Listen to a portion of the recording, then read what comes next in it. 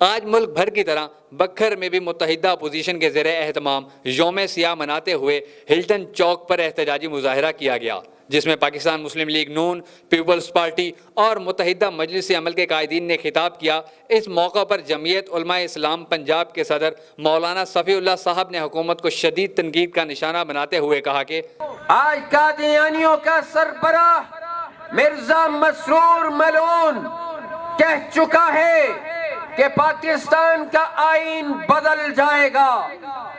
میں آپ سے پوچھتا ہوں، کیا آپ بدلنے دیں گے؟ آپ بدلنے دیں گے؟ ہاتھ اٹھا کر بتائیں کہ بدلنے دیں گے؟ مسلمان جو اپنے نبی سے عشق و محبت رکھتا ہے، جب تک وہ زندہ ہے، قادیانی پاکستان کے اندر مسلمان نہیں ہو سکتے۔ اس قوم نے ہزاروں جانیں قربان کی ہیں اور آج اس آئین کے تحفظ کے لیے رسول اللہ صلی اللہ علیہ وسلم کے عزت و ناموس اور آپ کی ختم نبوت کے تحفظ کے لیے لاکھوں مسلمان قربان ہو جائیں گے۔ وہ لوگ پاکستان پر مسلط کیے گئے ہیں، state bank, F B R, غیر ملکیوں کو دے دیا گیا ہے، آئی ایم ایف کے کنٹرول میں دے دیا گیا ہے۔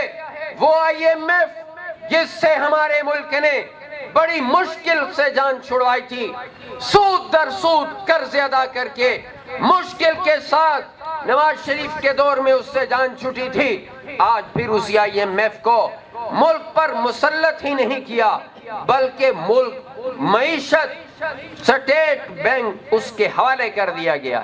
حکومت تو چاہتی ہے تمہاری دکانیں بھی نہ رہیں، تمہارے کچھ بھی نہ رہے اور تم بھکاری کے بھکاری بن جاؤ، جیسے وہ آج خود بھکاری بن کر ملک پھر رہا ہے، وہ تمہیں بھی اسی طرح بھکاری بنانا چاہتا ہے۔ آج امریکہ میں بیٹھ کر خود کہہ رہا ہے آسیہ ہم نے بھگائی ہے یہاں سے۔ لعنت ہو تیرے اوپر، لعنت ہو تیرے اوپر اور تیرے حامیوں پر، تیرے آقاؤں پر۔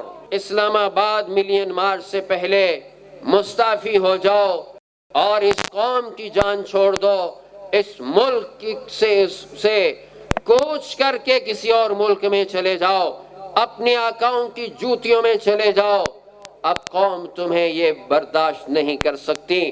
اسلام آباد آئے کر انشاءاللہ تمہارے تخت و تاج الٹ دیے جائیں گے۔ احتجاج میں شریک مظاہرین نے حکومت کے خلاف نعرہ بازی کی اور ان کا کہنا تھا کہ موجودہ حکومت عوام کے مسائل حل کرنے میں بری طرح ناکام ہو گئی ہے اور عمران خان صاحب کو حکومت سے استعفیٰ دے دینا چاہیے۔ کیمرامین نسیم راجپوت کے ساتھ شکیل حیدر، بکھر نیٹ ورک۔